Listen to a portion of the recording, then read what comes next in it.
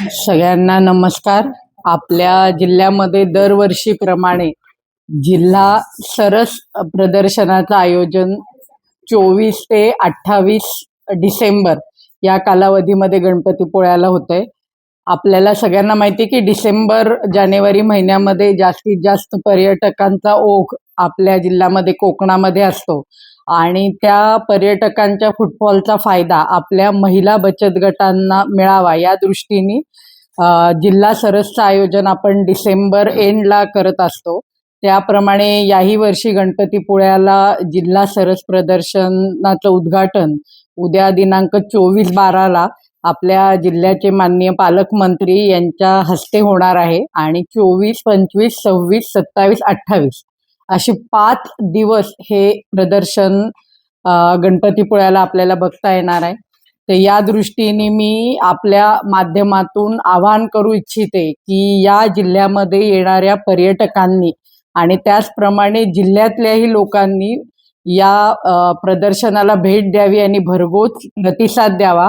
या ठिकाणी आपल्याला काय मिळेल तर मेन जे सरसचं किंवा उमेदचं जे मेन उद्दिष्ट आहे ते आपल्या महिला बचत गटांना आर्थिकदृष्ट्या सक्षम करणं आणि कॉन्फिडन्स त्यांच्यातला वाढवणं आणि त्यांचा उद्योगही फ्लरिश होणं ह्या दृष्टीने उमेद कार्यरत असतं।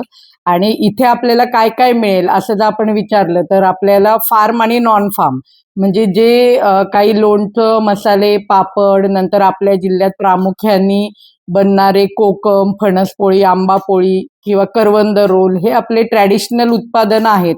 पण त्याचबरोबर आज या महिला नाचणीची उत्कृष्ट बिस्किट तुपाचा वापर करून करतात।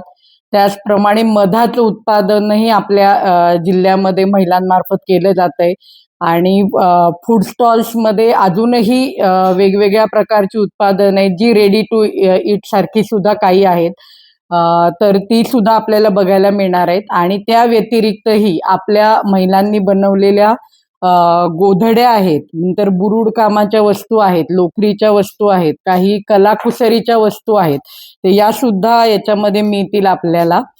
इमिटेशन ज्वेलरी आहे आणि गारमेंटमध्येही अनेक स्टॉल आहेत, तर ते सुद्धा यामध्ये बघायला आणि विकत घ्यायला आपल्याला मिळेल।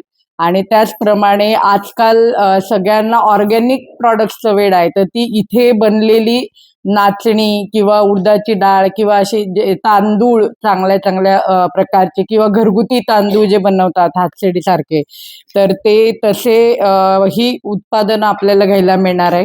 त्याचबरोबर संध्याकाळी या ठिकाणी आपल्याला मनोरंजन कार्यक्रमांची मेजवानीही मिळणार आहे, ज्यामध्ये मुख्यत्वे आपण बाहेरचे कोणी कलाकार आणत नाही, तर आपले जे स्थानिक कलाकार आहेत किंवा जे महिला बचत गट आहेत त्यांच्या माध्यमातून तिथे रोज संध्याकाळी जे आहे ते मनोरंजनात्मक कार्यक्रमही होणार आहेत। त्याचप्रमाणे एक दिवस आपण फनी गेम्सचं या महिलांच्या साठी आयोजन करणार आहोत।